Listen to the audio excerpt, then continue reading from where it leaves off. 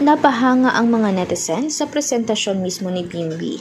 Akalain mo naman bago pa man sumalang sa Eat Bulaga ay talagang todo practice siya para ma-amaze sa kanya ang long-time best friend niya na crush din niya na si Riza May Dizon.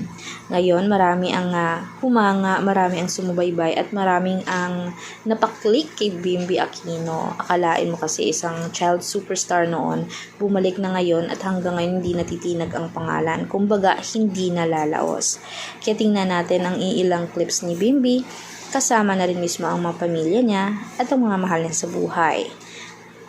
Masaya ang mga pamilya ni Bimbi sa kanya dahil kahit papaano hindi siya nakalimutan ng mga tao. Maraming mga splook na mga mismong videos na talagang nakakatuwa siya at ginagampanan mismo ang pagiging Aquino. Kaya sweet na, malambing pa, at talaga namang charming si Bimbi.